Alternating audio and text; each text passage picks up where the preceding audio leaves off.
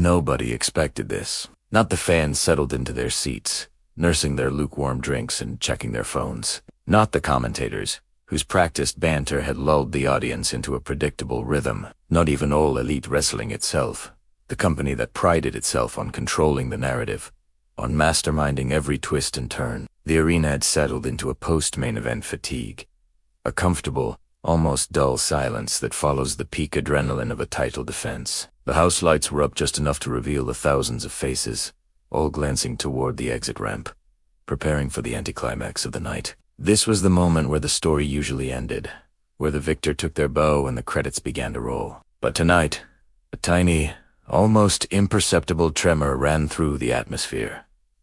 It wasn't sound. It was a shift in energy, a collective holding of breath.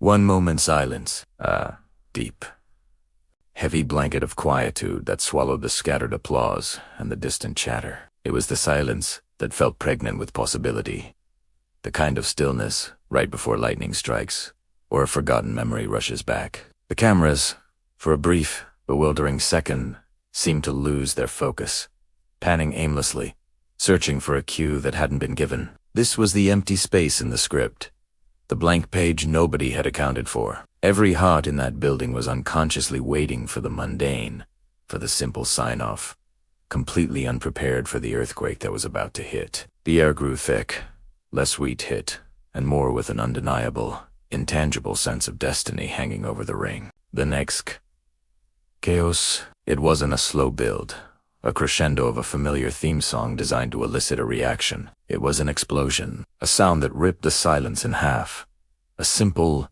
metallic, almost industrial clank that echoed through the stadium, instantly grabbing every shred of attention. Then, the lights plunged into absolute, impenetrable darkness, the kind of blackness that makes you question if your eyes are even open. A single, piercing, high-pitched chord struck, vibrating through the floor and into the chests of the audience. A plume of thick, oily smoke began to pour from the stage entrance, not the typical bright white fog, but a heavy, almost suffocating gray cloud that spilled over the ramp and onto the floor. And then, a figure. She stepped out through the smoke, a silhouette at first, illuminated only by the faint, strobing pulse of an unseen light source. The shape was instantly recognizable to anyone who followed the sport. A posture of fierce, unapologetic determination. The smoke clung to her like a shroud, then lifted, revealing the stark lines of a face that was once the undisputed queen. Her eyes were fixed straight ahead, piercing through the darkness, locking onto nothing and everything all at once. The reaction, pure electricity.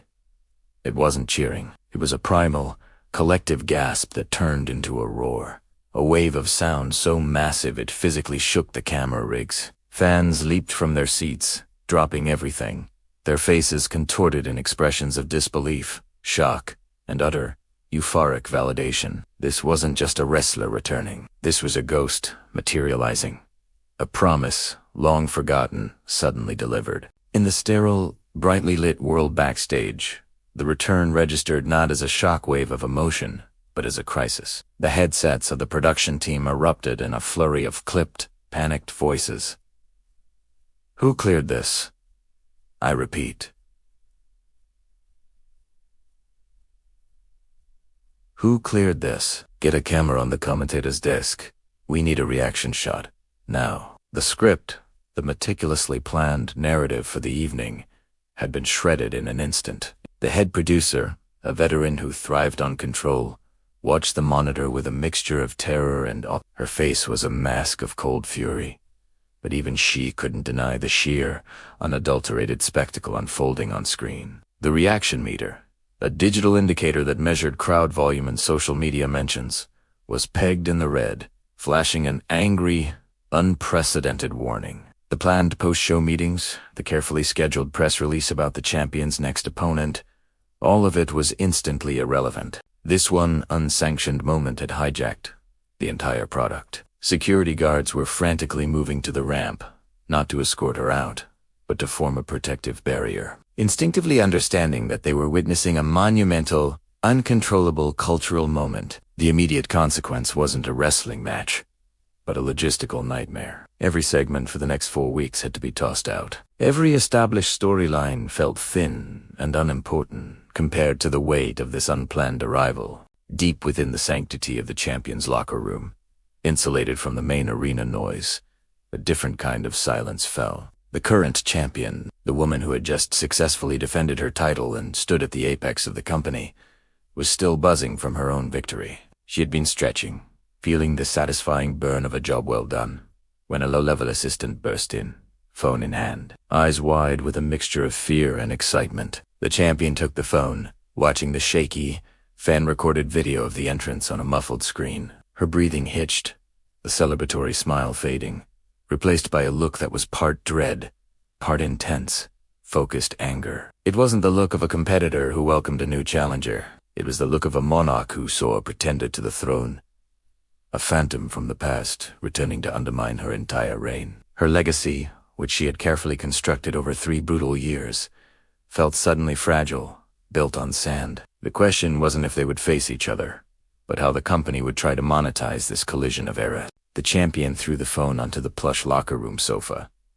Her opponent wasn't just another wrestler. She was a yardstick, a ghost of what the championship used to represent. The true fight wasn't in the ring that night, but in the unseen psychological warfare that had just been unleashed.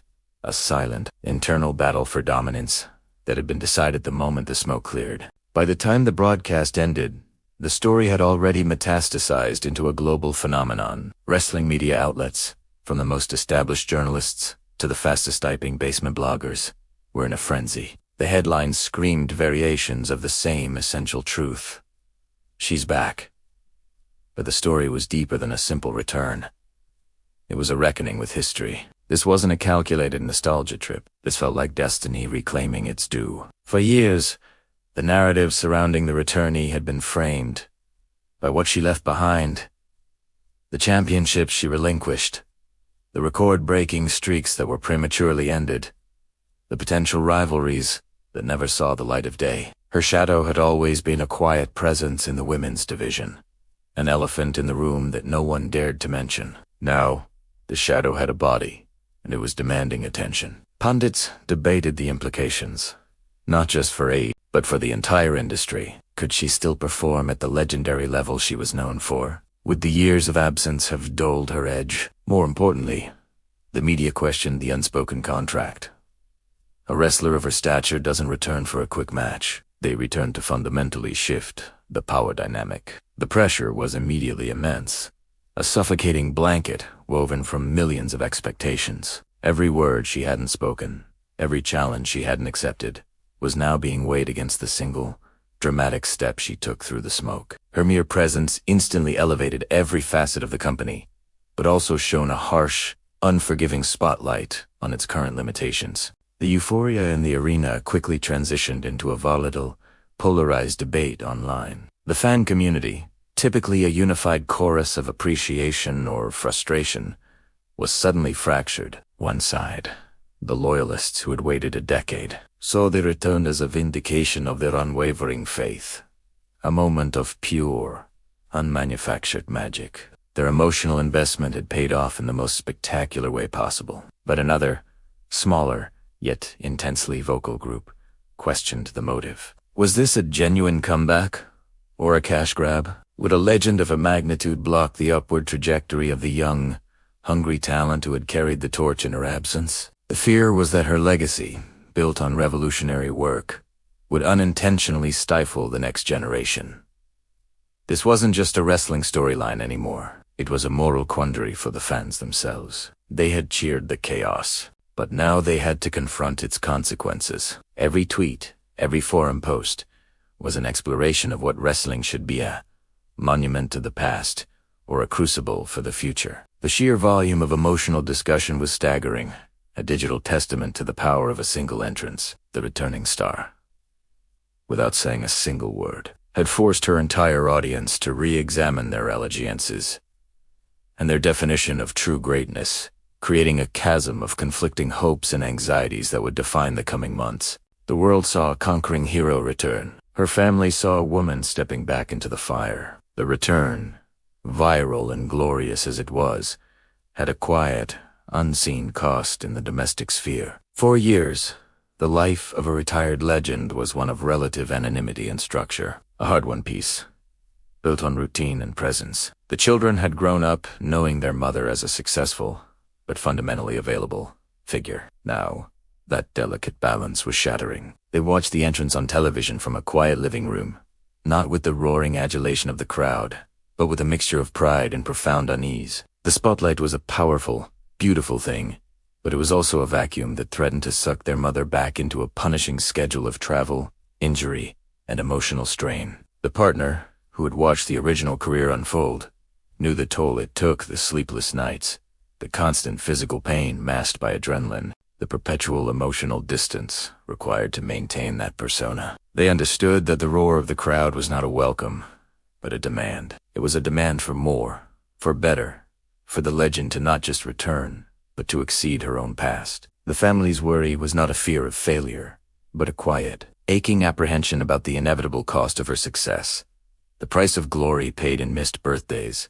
and postponed holidays. The most challenging part of the return wasn't the in-ring action. It was reconciling the demands of a global icon with the quiet, necessary love of home. The financial reverberations of the unexpected return were immediate and chaotic. For AEW's corporate sponsors, the surprise arrival was either a terrifying breach of protocol or an unexpected, massive windfall of free publicity. Overnight, her name and image, dormant for years, became the most valuable commodity in the entire company. Marketing teams scrambled, tearing up existing campaigns that focused on the current roster and desperately trying to align their brands with the returning icon. Phone calls between executives and wrestling management were tense, a blend of breathless excitement over the spiking viewership numbers and harsh demands for exclusive access and merchandising rights. The merchandise division, notoriously slow to react, found themselves utterly swamped. Existing stock of the returning star's legacy t-shirts sold out in minutes on the website,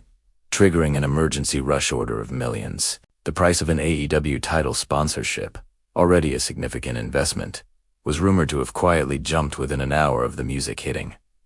This wasn't just about a wrestling show. It was a sudden, seismic shift in the valuation of the entire enterprise. The sheer, unmanufactured nature of the shock was the greatest psychological trigger of all, proving that in a world of endless, predictable content, true, unscripted drama still commanded the highest premium. The company, who hadn't planned the moment, now stood to make a fortune from the chaos she had created. The days following the return were a blur of intense, closed-door meetings and guarded secrecy. For the returning legend, the most difficult conversation was the one she had with herself. The wrestler persona, the fearsome, magnetic character the world cheered for, was a carefully constructed mask.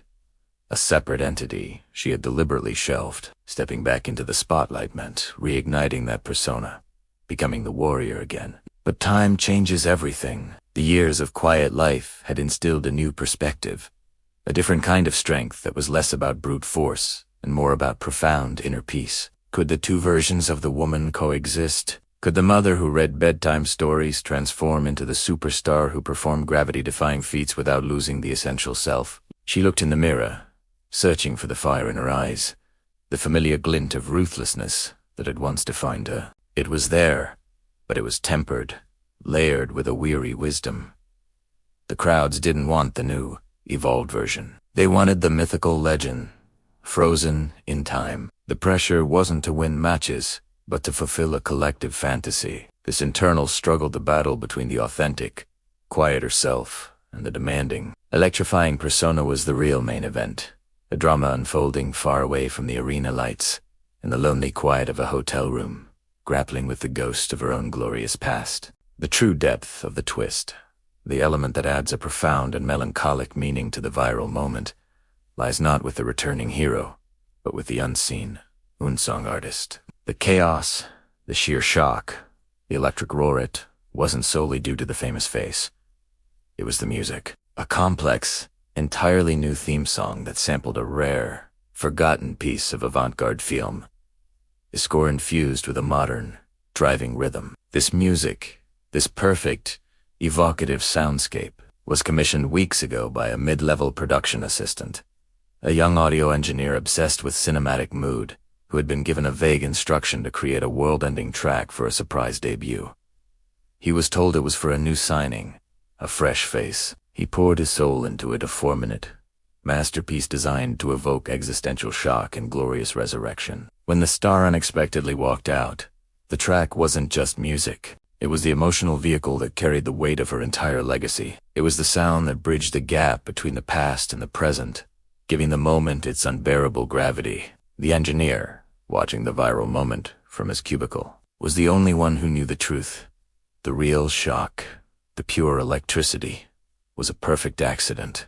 A glorious, unplanned collision between a legendary figure and an artist's overlooked pitch-perfect score. The returning star was the icon, but the unnamed music was the soul of the spectacle, the truly shocking element AEW didn't see coming.